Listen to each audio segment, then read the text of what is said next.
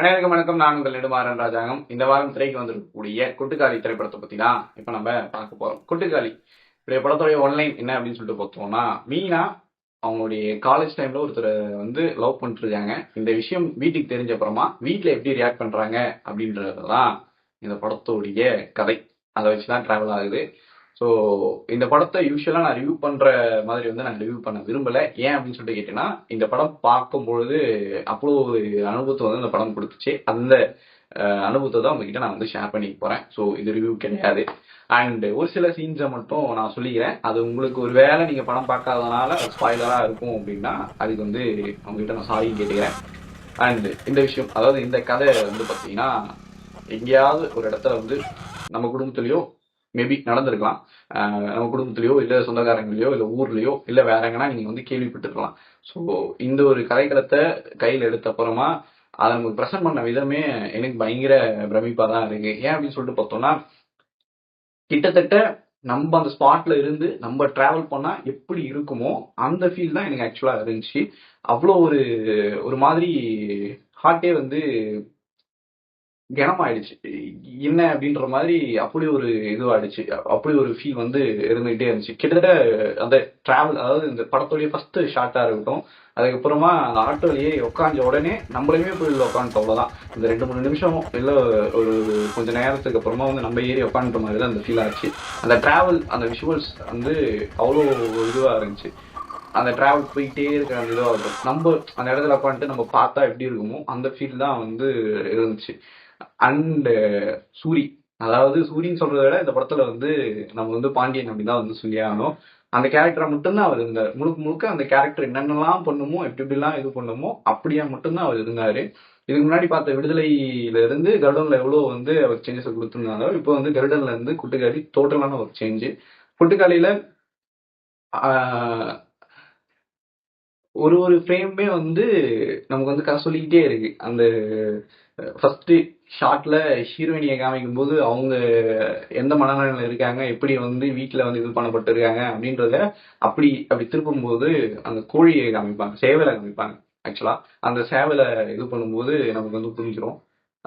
அப்படியே அவங்களுடைய அந்த லுக்கு, அவங்களுடைய அந்த அடமெண்ட், அதாவது கிட்டத்தட்ட குட்டுக்காளி அப்படின்னா அந்த அடமெண்டான ஒரு அடமெண்ட், அதுதான் டைட்டிலுமே வரும். ஸோ அந்த ஒரு இது இருக்கு இல்லையா, அந்த அந்த ஃபீல் வந்து பயங்கரமா இதுவா இருந்துச்சு. அப்படி படம் முழுக்கவே எனக்கு இப்படி ஒரு இதுதான் இருந்துச்சு. அந்த ஸ்பாட்ல நம்ம இருந்தா எப்படி இருக்குமோ அப்படி இருந்துச்சு. எவ்வளவு ரியல்னா, அதாவது இந்த படத்துக்கு மியூசிக் கிடையாது. ஸோ மியூசிக் இல்லை அப்படின்ற அந்த ஃபீல்லாம் வந்து வரல. நம்ம டிராவல் பண்ணும்போது நமக்கு ஒரு சவுண்ட் கேட்டுக்கிட்டே இருக்கும் இல்லையா, அந்த நேச்சுரல் சவுண்ட் வந்து வந்துகிட்டே இருக்கும் இல்லையா, அது அந்த விஷயத்த வந்து அவ்வளோ நேச்சுரலா வந்து இங்க வந்து சிங்க் பண்ணிருக்காங்க. குலதெய்வ கோயிலுக்கு போயிட்டு அந்த டிராவல் பண்ணும்போது குருவி காக்கா கத்தும். காலையில அந்த ஃபர்ஸ்ட் டைம்லயுமே அந்த இதுதான் இருக்கும், அந்த சேவல் கத்துறதா இருக்கும்.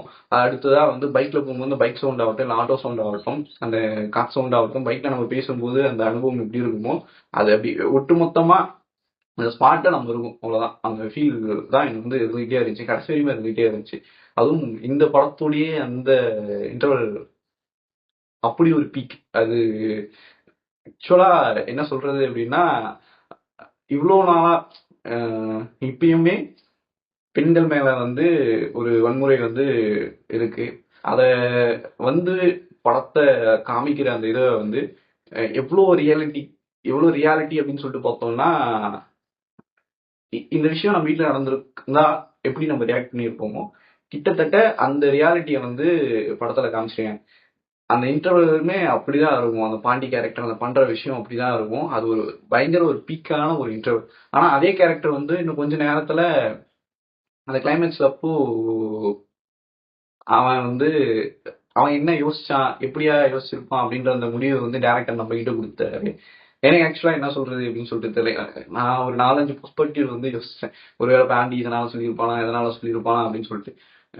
அப்படிதான் இருந்துச்சு. ஆக்சுவலி வினோத்ராஜ் அவர்கள் வந்து, ஆனா நீங்க இந்த படத்தை ஒன்னையில எடுத்திருந்தா, அதாவது வேற விதத்துல வந்து சொல்லி இது பண்ணியிருக்கலாம்.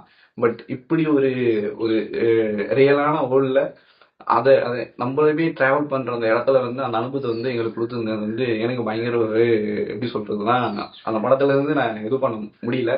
நான் படம் முடிச்சுட்டு வெளியே வந்து நான் டிராவல் பண்ணும்போது எனக்கு அது ஃபுல்லாவே அதுதான் யோசிச்சுக்கிட்டே இருந்தேன். பாண்டியை வந்து என்ன பண்ணியிருப்பாப்ல, என்ன மாதிரியான முடிவு வந்து எடுத்திருப்பாப்ல, ஏன் வந்து நோ சொன்னாப்ல, எதனால வந்து இந்த இது பண்ணாப்ல அப்படின்றத வந்து இன்னும் சொன்னாரான்னு தெரியல, ஏன் வராம நின்னாப்ல அப்படின்ற கேள்வி மட்டும்தான் இது பண்ணிட்டே இருந்துச்சு. ஸோ முழுக்க முழுக்க ஒரே ஒரு வேண்டுகோள் தான். நீங்க இதுக்கு முன்னாடி வந்து ரிவ்யூ பார்த்துருப்பீங்க, இல்லை சம்திங் வேற ஏதோ வந்து படம் இதை பத்தி நெகட்டிவா இல்ல இது அந்த மாதிரியான படம் இல்லை, இது அவார்ட் ஃபிலிம் அப்படின்லாம் வந்து நீங்க வந்து தள்ளி வைக்க வேணாம். நீங்க போயிட்டு படத்தை பாருங்க, உங்களுக்கு நிச்சயமா அந்த அனுபவம்ன்றது வந்து இட்ஸ் டிஃப்ரெண்ட். அது வந்து ஹோல் திங் அது பயங்கர ஒரு டிஃப்ரெண்டா இருக்கும். அதுல இருந்து நம்ம இன்னமும் வந்து டிஸ்கஸ் பண்ண ஆரம்பிக்கலாம் அப்படின்னு தான் நான் சொல்லுவேன். ஸோ ஒரே ஒரு ரெக்வஸ்ட் தான் எல்லாருக்குமே, கண்டிப்பா போய் படத்தை வந்து தியேட்டர்ல வந்து பாருங்க. உங்களுக்கு இதுவரையும் நீங்க நம்ம ஒரு யூஸ்வலான ஒரு சினிமா, அதாவது இதுதான் சினிமாவோட ஃபார்மேட் அப்படின்னு சொல்லிட்டு நினைச்சிருப்போம். அப்படிலாம் இல்லை, இப்படியும் வந்து பண்ணலாம் அப்படின்றது வந்து நம்ம கிட்ட சொல்லும்போது ஒரு பயங்கர ஒரு பிரமிப்பா இருக்கும் இல்லையா? அந்த பிரமிப்பு வந்து உங்களுக்கு கன்ஃபார்மா இந்த படத்துல வந்து கிடைக்கும்.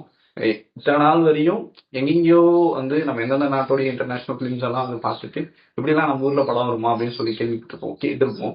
ஆனா இன்னைக்கு நம்ம ஊருக்காரர் ஒருத்தர் வந்து பாத்தீங்கன்னா தமிழ்நாட்டுல இருந்து ஒருத்தர் போய் இந்த மாதிரியான ஒரு படம் எடுக்கும்போது சொல்றது ஒண்ணுமே இல்லை. ஸோ நம்ம தமிழ்நாட்டுல இருந்து இப்படி ஒரு படம் வந்திருக்கும் பொழுது நம்ம தான் அதை கொண்டாடணும். அந்த கொண்டாட்டத்தை வந்து நீங்களும் பண்ணுங்க அப்படின்னு சொல்லிட்டு சொல்லிக்கிறேன். நீங்க கொட்டுக்காளி பார்த்த அப்புறமா அந்த விஷுவல்ஸ் உங்களுக்கு எந்த மாதிரியான ஒரு விஷயத்த வந்து கொடுக்குது அப்படின்றத வந்து கீழே வந்து கமெண்ட் பண்ணுங்க. இந்த வீடியோ பிடிச்சிருந்துச்சுன்னா லைக் பண்ணுங்க, மறக்காம உங்க ஃப்ரெண்ட்ஸ் அண்ட் ஃபேமிலிக்கு வந்து ஷேர் பண்ணுங்க. அப்படியே நம்ம புலிகேட்ஸ் சேனலை வந்து சப்ஸ்கிரைப் பண்ணுங்க. நன்றி, டாடா, பாய்.